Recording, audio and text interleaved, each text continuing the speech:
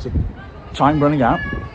Well into the final minutes of added time. TNS lead 1-0 for a goal, a sloppy goal that Wrexham conceded in added time. At the end of the first half, Fuller throwing down the line. Here's Morris, the debutant. He touched that on nicely. Suckley fighting for it. It's a Wrexham throw that time.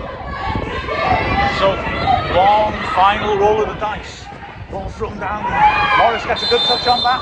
Free kick given to Morris when Cara Jones is running at the last defender. It was a poor challenge by Tier. But Cara Jones then running down the left channel at the last defender.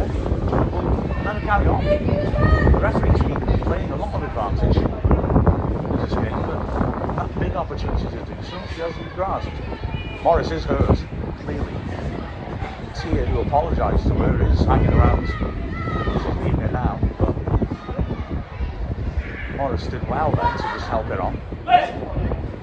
She looked shaken, but she's winded perhaps. Wrexham now. Well, it's one final opportunity. There's Craven's coming up, and I think Craven, who has really good contacts on the ball, may well just drive this one into the box as well as how, of course, Griffiths has got to go off the pitch for the remainder of the game because she was kicked. What a rule that is. Anyway, Craven picking up the extra player anyway. Brings it in to the edge of the box. Sharp is there, beaten to it. Suckley. She did crowded around her, she lost it. Craven still trying to get back into position. TNS got 4 against 3 breakaway here. But they may go to the corner flag. I think she is, yeah. And I think that's pretty sensible as well. Because there is the final whistle. Massive celebrations from TNS. And such frustration for Wrexham. We've been doing so well. 5 wins in a row, but beaten by second place TNS. First half was TNS's, to be fair. Craven made some good saves in order to keep Wrexham in it. But that goal came a sloppy one, which Wrexham will be frustrated by. Fuller beat by some brilliant skill by Chapman. Not the only time anyone got the better of her.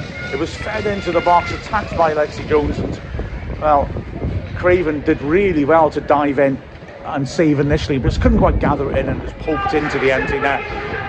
Second half, Wrexham improved, but couldn't work the keeper Elliott enough. There were some chances. She made a good save with their feet from Cara Jones after an excellent move down the right hand side.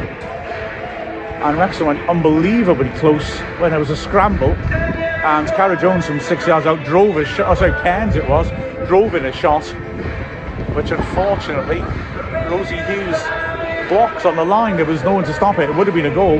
Hughes just couldn't get out of the way in time. Cairns from 6 yards out drilled it into her back, and that was a massive opportunity. It must be said, TNS continued to make chances in the second half, and Craven again made some good saves. They had a couple of one-on-ones, 3 really, that they missed.